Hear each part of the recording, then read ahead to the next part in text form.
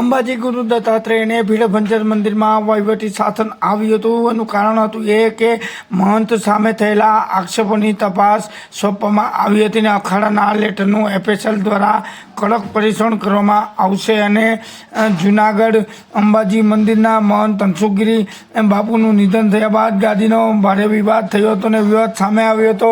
સાધુ સંતો દ્વારા એકબીજા પર સનસની આક્ષેપો કરાયા હતા અને ભગવાનને હાથ આડે લગાવ્યા હતા. ત્યારે આ વિવાદ હજી શમવાનું નામ નથી લેતો. ત્યારે આજે જૂનાગઢ કલેક્ટર શ્રીએ મહંત હંસુગીરી બાપુના હસ્તકના અંબાજી મંદિર, ગુરુ દત્તાત્રેય મંદિર તેમજ ભીડભંજન મંદિર પર વહીવટ તરીકેના મામલતદારની નિમણૂક કરી દેવામાં આવી છે અને કલેક્ટરે આજે બપોરે 3 કલાકે મંદિર પર વહીવટદાર શાસન મૂકી દીધું છે અને સાથે સાથે આક્ષેપોની તપાસ પણ કડક સોંપી દેવામાં આવી છે અને સાથે સાથે આક્ષેપની તપાસ પણ સોંપવામાં આવી છે અને અખાડાના લેટરનું પણ એફએસએલ દ્વારા પરીક્ષણ કરવામાં આવશે ને તેમ જણાવ્યું તો આક્ષેપોની તપાસ પૂર્ણ થયા પછી રિપોર્ટના અંતે કાર્યવાહી હાથ ધરવામાં આવશે તેમ કલેક્ટરશ્રીએ માહિતી આપતા જણાવ્યું હતું કે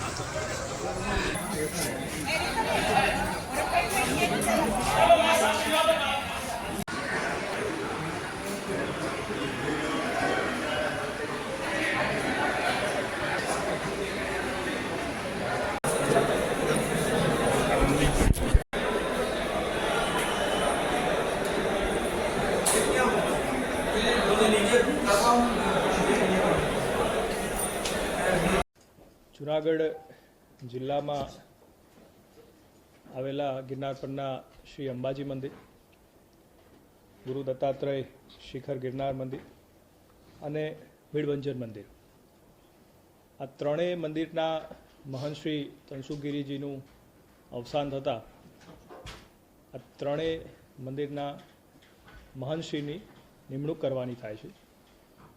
શ્રી તનસુખગીરીજીની આ ત્રણેય મંદિરના મહંત તરીકેની નિમણૂક વર્ષ 1983માં થઈ હતી અને જે તે સમયે એમના ગુરુજીએ એક વિલ કરીને આપ્યું હતું અને એના આધારે તત્કાલીન કલેક્ટરશ્રીએ એમની નિમણૂક કરી હતી.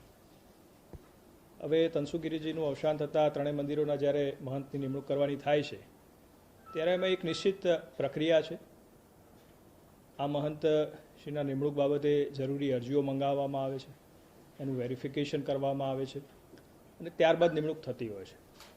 એટલે આ પ્રક્રિયામાં હજુ સમય લાગી શકે એમ તેમ છે અને સંપૂર્ણ પ્રક્રિયા યોગ્ય રીતે થાય ત્યાં સુધીના આ સમય દરમિયાન હાલની સ્થિતિએ ત્રણેય મંદિરના વહીવટકર્તા તરીકે અમે જૂનાગઢ શહેરના મામલતદારશ્રીની વહીવટીકર્તા તરીકેની નિમણૂક તાત્કાલિક ધોરણથી અસર આવે એ રીતે કરવામાં આવે છે.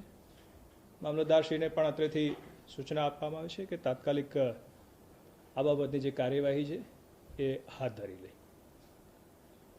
બીજો વિષય જે ભવનાથ મંદિરના મહંત બાબતે છે તો એ બાબતે આપને જણાવી દઈએ કે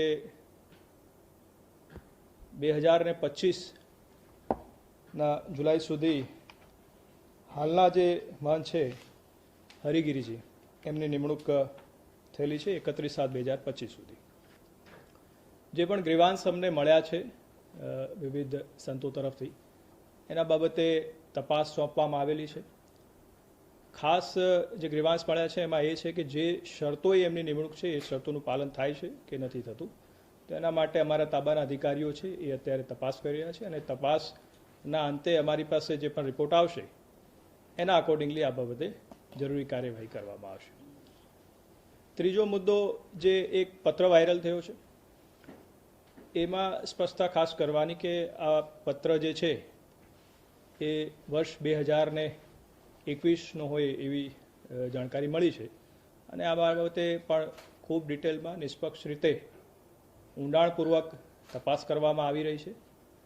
એમાં જિલ્લા પોલીસ તરફથી પણ તપાસ થઈ રહી છે અને જરૂરી માહિતી ભેગી કરી અને પત્રનું ઉદ્ભવ સ્થાન શું છે, એનું કન્ટેન્ટ છે, એની સત્યતા વગેરે માટે અત્યારે તપાસ ચાલી રહી છે. એમાં જરૂર જણાય તો FSL વગેરે છે એની પણ એમાં મદદ લેવામાં આવશે. એટલે સંપૂર્ણ ખરાઈ થયા બાદ એમાં પણ જે કાર્યવાહી છે એ હાથ ધરવાની થાય છે. આપના માધ્યમથી તમામને ખાસ જણાવી દઉં કે જે પણ અત્યારે વિવાદ આ બાબતે અત્યારે ચાલી રહે છે જૂનાગઢમાં, એમાં સરકારશ્રી તરફથી પણ આમાં ખૂબ ગંભીરતા દાખવવામાં આવી છે અને સંપૂર્ણ તપાસ નિષ્પક્ષ રીતે થાય અને એના માટે જરૂરી કાર્યવાહી કરવામાં આવે એવી ઉચ્ચ સ્તરીયથી સૂચનાઓ પણ આપવામાં આવી છે અને સૂચનાઓને અનુસંધાને અત્યારે જરૂરી કાર્યવાહી ચાલી રહી છે.